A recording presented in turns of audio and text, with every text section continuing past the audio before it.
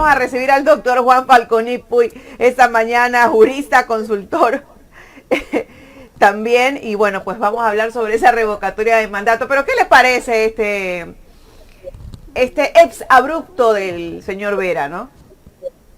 Qué pena, ¿no? Hola, bueno, estoy ahí. Ahí estamos, doctor, lo Doctor, escuchamos. buenos días, Perfecto. lo escuchamos. Ya, estoy con audio también. Buenos días, Sí, buenos estamos días. bien. Jaime, muchas gracias, Carlita. Muchas gracias de estar con ustedes nuevamente en este programa. Y obviamente, como he dicho antes, a través de ustedes con la importante audiencia que lo sigue. Estoy listo, pues vamos a hablar de la revocatoria, me dicen, ¿verdad? Pero, y quieren algún comentario sobre eso, sí, es lamentable, ¿no? Es lo que acaba de decir Carlita, es un exabrupto.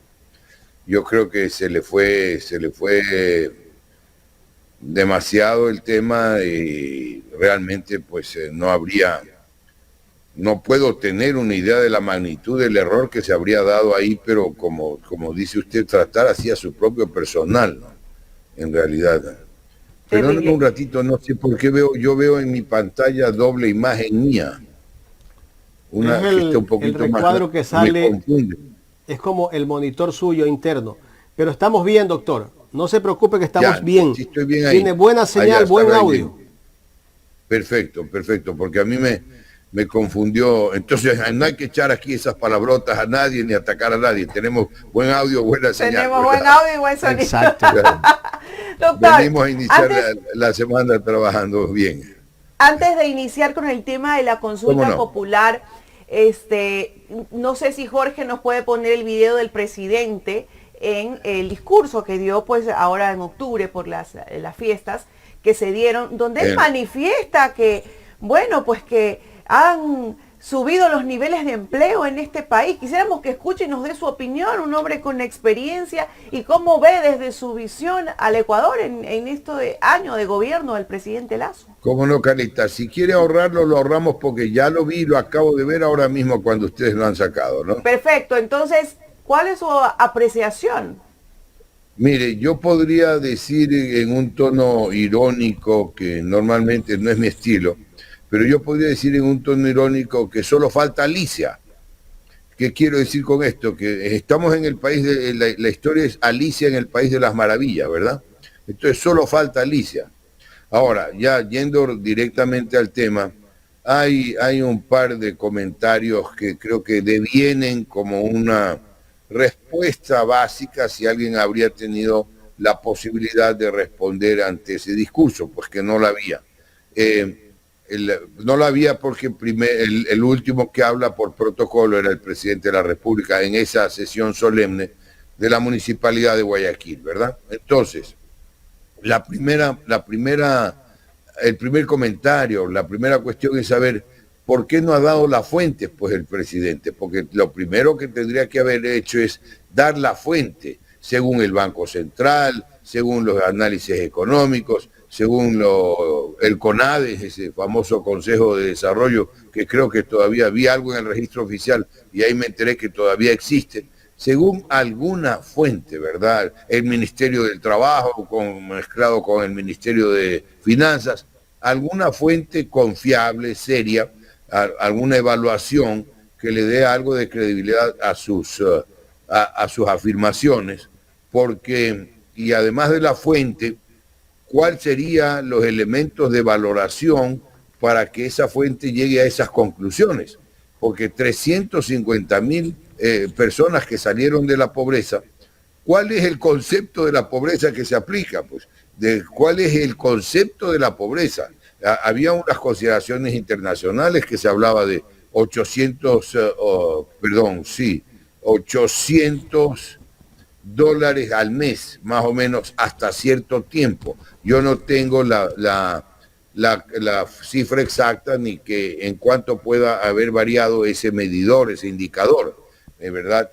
En ingresos anuales estoy hablando ya, un país que estaba por 800 dólares de ingresos anuales en su población en general, toda la población del país estaba ya por encima del nivel de pobreza para ciertos efectos en consideraciones del Banco Mundial, etcétera, etcétera. Entonces, esto es realmente, yo creo que esto es un exabrupto también, por llamar, ya que hemos usado esa palabra, pero bajo otras, un exabrupto de pretensión, bajo otros aspectos, porque lo que vive el país, la realidad que se vive a diario en este país, es que estamos peor que nunca, ¿verdad? Ahí está la inseguridad, ahí están los crímenes diarios, ahí están los asesinatos, ahí está, y eso también puede tener, además de que ya se vuelve una actividad ilícita generalizada, se puede tener una connotación de pobreza también. Ahí está la gente que no consigue trabajo, ahí están las colas, como hemos dicho y yo lo he mencionado aquí mismo, de 5 cuadras para conseguir una cita, no digamos pues ya la cita propiamente dicha, sino para conseguir una cita con el Seguro Social. Ahí está la escasez de medicinas. ¿Cómo puede ser un país de maravillas? Estaría todo bollante, pues, ¿verdad? Estaría, como se dice, la gente no emigrando, sino viajando de turismo. Y son cifras, ya le digo, sin sustento alguno. No está sustentada, no está justificada la fuente para llegar a esa cita y no están dichos cuáles son los conceptos o los medidores para establecer, por ejemplo, los niveles de pobreza, ¿no? Porque los niveles, y hay un, perdón, solo con esto termino esta parte, hay un elemento que es fundamental. El nivel de pobreza está muy de la mano con el nivel de desempleo, ¿verdad? Entonces, si dice 350.000 nuevos empleos, no estamos hablando de 200 ni 300, quería decir que el país va estupendo, pues, Jaime, nada más. Por supuesto, cuando él habla de 350.000 empleos, me imagino que las cosas están bien en este país, o sea, debería bajar el índice de delincuencia y criminalidad que existe en el país. Habló el presidente de la República que ha invertido más de 13.000 millones de dólares en la parte social. Yo no sé en qué es que está contando el presidente de la República. No sé si está contando también el rol de pago de todos los empleados en el sector de la salud, en educación, en el Ministerio de Bienestar Social, todo lo que comprende la parte social del Ecuador. Tal vez por eso es que él dice que hay 13.000 millones de dólares de inversión. O sea, si habla de 13.000 millones de dólares en inversión en el área social, yo creo, no soy experto, pero creería yo que deberían de haber 13.000 millones de dólares más de lo que se ha invertido, pues, ¿no? No sé si estoy correcto, doctor, me dice si estoy en lo correcto o no, pero el presidente de la República habla de que ha invertido más de 13.000 millones de dólares. Usted tiene una idea, 13.000 millones de dólares es una cifra alta, altísima. Y llegar a eso se estaría viendo, porque 13.000 millones de dólares, la inversión se ve.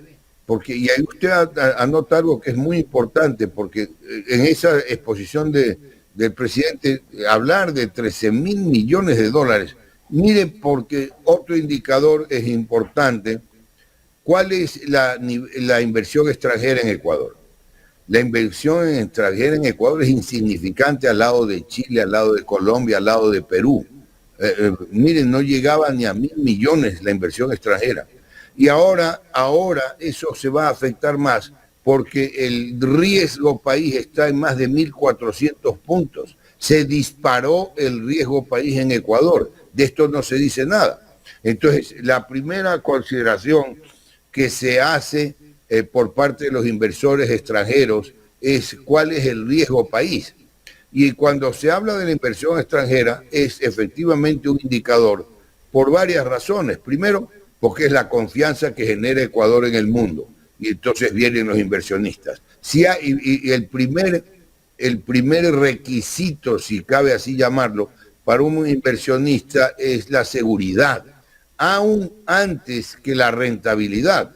Si está seguro, porque ¿de qué le sirve una rentabilidad muy alta, muy por encima de lo que se pueda obtener en su propio país, si esa rentabilidad es incierta, si es inseguro recuperar el capital invertido, si se encuentra con un juez de ahí de esos de de pacotilla que le pone una acción de protección por cualquier pretexto, por cualquier motivo, etcétera, etcétera, ¿no verdad? Entonces, hay una serie de elementos que entran en el análisis de unos indicadores de esa naturaleza. No pueden ser anotados así nomás de manera ligera, ¿no?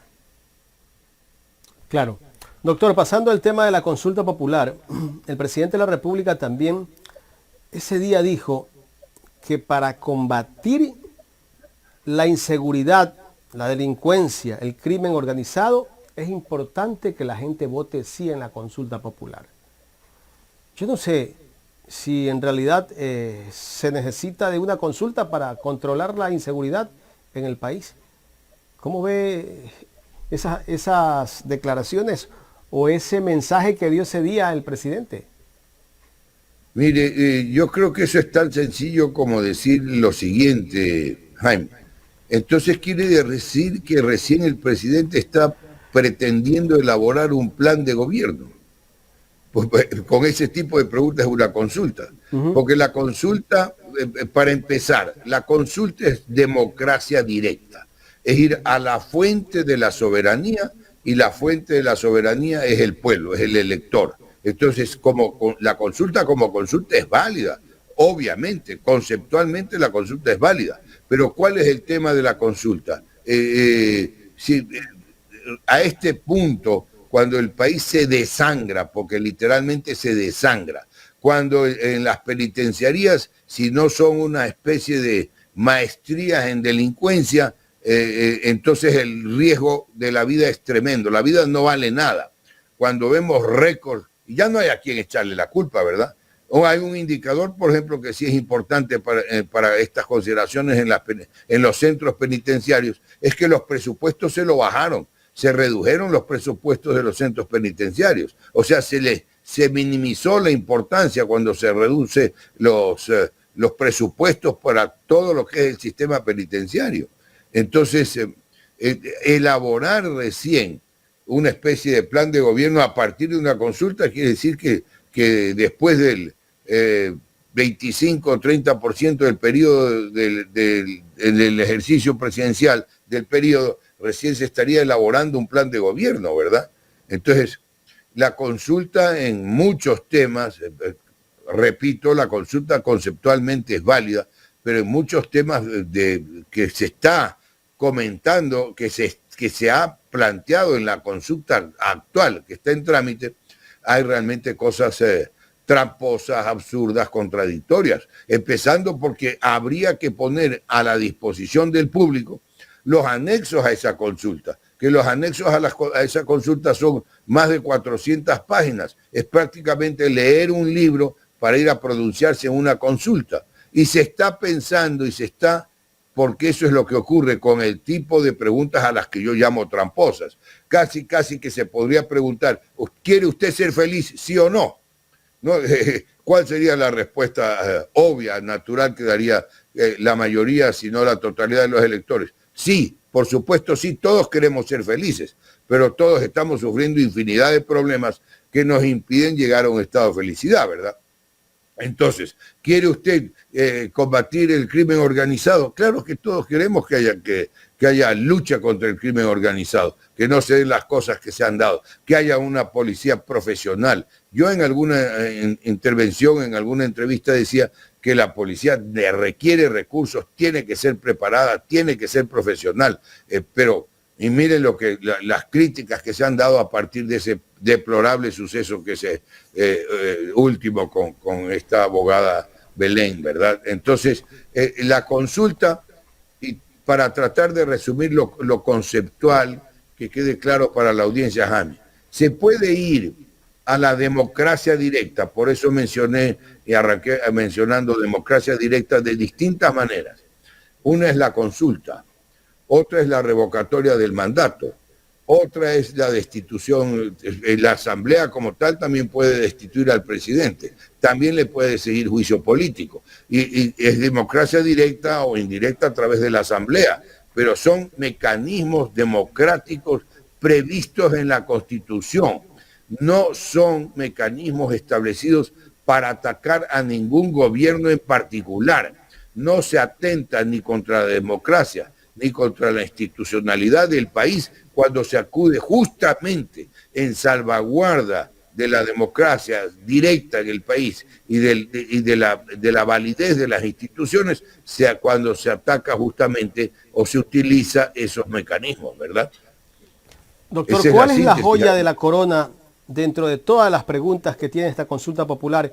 Que por ahí el presidente de la República ya está hablando de una 9ª pregunta, ojo, para elegir a los asambleístas en una segunda vuelta electoral.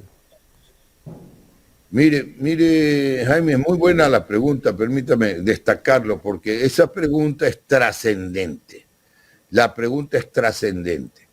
En la aceptación en general, en las mediciones, unas más eficientes, otras menos eficientes, unas con más credibilidad, otras con menos credibilidad, y no de ahora, de mucho tiempo a esta época, en las mediciones políticas la Asamblea está mal, la Asamblea está con poca aceptación, la Asamblea está registrada como que no cumple cabalmente su deber, sus obligaciones. Y eso viene de alguna manera de la conformación del elemento humano en la Asamblea. Y no tengo ahora yo que señalar ejemplos, pero de lo que hemos vivido en la última etapa, con la presidencia de la Asamblea, nada menos, ya hemos visto lo deplorable que ha sido cierta gestión, como la de la abogada Yori, ¿no? Entonces, pero eso es una cosa. El número de asambleístas es otra cosa que tiene que ir en relación directa y proporcional a la población. Y otra cosa es el momento político para elegir a los asambleístas. Yo hace un momentito hablábamos a partir de otra pregunta de la democracia directa. Elegir en democracia directa la conformación de un órgano que hoy se llama asamblea, debió ser y seguir siendo, no es la nomenclatura lo importante, pero es todo el alcance de eso, debió ser y debió seguir siendo Congreso de la República, ¿verdad? En nuestra tradición histórico-constitucional no existía la Asamblea. La Asamblea viene de Francia, en Francia es la Asamblea Nacional. El resto de los países, permítame la acotación, si me permite, Jaime, ¿no? El resto de los países de América tenemos Congreso, ¿verdad? Bueno, y además en muchos de los países de Europa. Entonces, ese momento de nominar, de elegir las personas que van a conformar la Asamblea es y debería seguir siendo la primera vuelta. ¿Por qué? Porque esa es la democracia directa.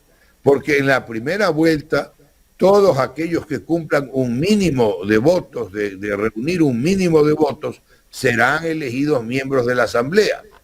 El hacerlo en la segunda vuelta es antidemocrático, porque si estamos hablando de que tiene que estar la mayor representatividad política, el mayor número de personas que han reunido este mínimo de votos para llegar a una curul en la Asamblea, etcétera, entonces quiere decir que se lo estaría eso impidiendo, se lo estaría vetando, porque en la segunda vuelta, es apenas lógico, en la segunda vuelta de elegirse los miembros que van a la Asamblea, va a tener los dos candidatos mayoritarios, van a arrastrar, ya los que pasaron a la segunda vuelta, van a arrastrar el mayor número de votantes, porque se ve ahí básicamente el que ganó y los dos que quedaron finalistas a la segunda vuelta.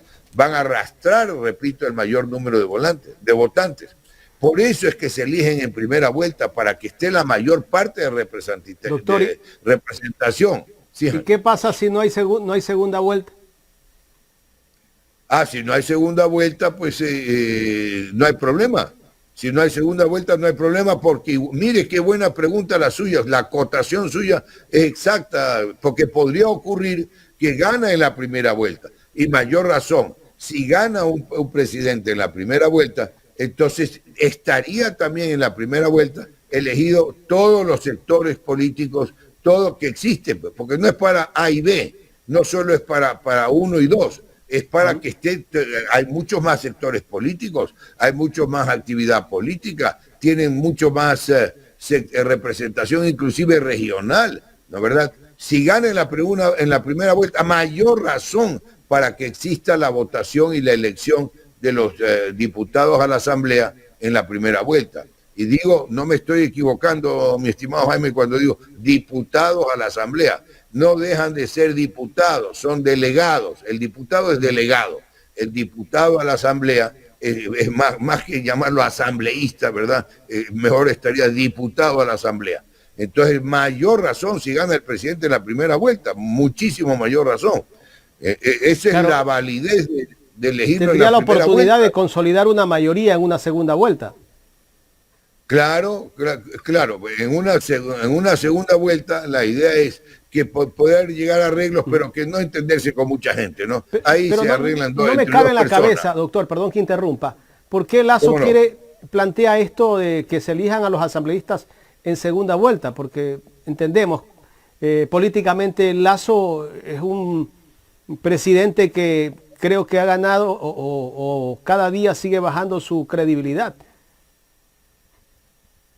Claro, al elegirlos en la segunda vuelta normalmente o se buscaría o se aspiraría quienes esos proponen y quienes plantean esa posibilidad es que llega un presidente con una mayoría, digamos, casi absoluta, si no absoluta, de representantes en la Asamblea. Ese es todo el truco, pero es lo más antidemocrático, ¿verdad? Y sin haber considerado, mire lo que ha dicho usted, ¿qué tal que gane en la primera vuelta? Si gana, que es posible, la posibilidad existe que gane en la primera vuelta, y entonces, si ya gana en la primera vuelta, ya están repartidos entre los distintos sectores políticos que existen en la República, ¿no? Los diputados a la Asamblea. Doctor, ¿y cuál es la estrategia? ¿Por qué el presidente querría eso en estos momentos? Un presidente que sabe que está desgastado, un presidente que podemos de pronto avisorar que el partido, creo, como tal, no ha hecho pues su mejor esfuerzo para posicionarse dentro del Ecuador. Porque esta consulta popular, independientemente de las preguntas, tienen una visión, ¿no? Y van más allá. ¿Cuál podríamos decir que es la estrategia o para qué necesitaría el presidente de la República esto? ¿Será que piensa en alguna alianza? ¿En qué puede pensar él? Claro, y sobre todo podría pensar en el sucesor, ¿no? Eso es lo que interesa también, el gobierno que viene, porque mire usted la historia reciente, las cosas que se han dado, pues, ¿verdad? La persecución que se dio en el gobierno de Lenín Moreno a todo lo que significaba colaboradores de Correa, el propio expresidente Correa. Pero lo inaudito de eso fue que venía de quien fue parte de ese sistema, de quien fue parte de ese régimen, de quien fue parte de todo lo que se hizo. ¿Sí me explico? Entonces lo que quieren, lo que se busca mucho con esto es que un gobierno subsiguiente no sea un gobierno que va a perseguir, no sea un gobierno que va a colaborar en una fiscalización estricta, ¿verdad? Una de las consideraciones básicas sería esa, tal vez. En los actuales momentos en que vivimos en este país y la coyuntura política que se vive, doctor, hablando de la forma más neutral y también desde el punto de vista legal, ¿cuál es la salida más viable? ¿Revocatoria de mandato, destitución del presidente? O bueno, la famosa muerte cruzada también, porque bueno, pues él no la ha dejado de lado tampoco. Claro. A ver, muy buena, muy interesante, muy buena su pregunta, Carlita, y me permite tratar de explicar a la audiencia estas posibilidades, ¿verdad? Es democracia directa, la muerte, esta muerte cruzada, para mí el nombre es medio forzado. Pues, y voy a tratar de ponerlo de manera sencilla. Las alternativas pues son, dejamos por aparte el juicio político, y dejamos por aparte la destitución del presidente. Bueno, la destitución del presidente sí cabe equipararla. Se ha dado por denominar muerte cruzada a la disolución que puede plantear el presidente de la Asamblea. Pero en la disolución o en la destitución del presidente, pues el presidente puede disolver la Asamblea y a su vez la Asamblea puede destituir al presidente. En cualquiera de esos dos casos hay que ir a una elección anticipada. Si se destituye al presidente o el presidente disuelve la Asamblea, obviamente las causas y los motivos y los requisitos están establecidos en la Constitución, además del juicio político que puede haber al presidente, ¿no verdad? La destitución está prevista en el artículo 130, la revocatoria del mandato está también establecida en el artículo por ahí, 129, si no me equivoco. Entonces, si la Asamblea destituye al presidente, pero tiene que ir a elección anticipada. Elección anticipada que implica de los diputados también, de los asambleístas, como los llaman, ¿no verdad? Y si a su vez el presidente disuelve la Asamblea de manera anticipada, también tiene que ir a elección anticipadas de asambleístas y de presidente. En las elecciones anticipadas se van todos. Se elige presidente y se elige asambleístas, sea de donde provenga la decisión, como la acabo de anotar, de disolución de la Asamblea o destitución del presidente. Ese es todo, y por eso se la llama muerte cruzada. Entonces, ese es un mecanismo que no se lo ha usado hasta ahora. Me acuerdo que Jaime Roldós llegó a anunciarlo cuando Jaime Roldós era presidente. Y ahí estamos hablando de la Constitución del 78. Y finalmente no convocó, no decretó la disolución de la Asamblea, lo que implica, pues repito, en que también que el presidente que haga esa convocación, que haga esa disolución, entonces va a la muerte cruzada. Ahora, la revocatoria del mandato, que en realidad, permítame una acotación, Carlita, solo en beneficio de que podamos manejar el idioma de todos, que nos entendamos mejor. Mire el error tremendo que contiene la Constitución ahí, porque no habla de la revocación del mandato. ¿Qué es eso? Ese es el acto, el verbo es revocación, revocar. Y la revocatoria es un adjetivo, la revocatoria es, si se quiere, el instrumento, el papel. ¿Me explico? Entonces, si hablamos de la revocación del mandato, es lo más directo, porque en la revocación del mandato se somete, ¿a dónde se va? Al soberano.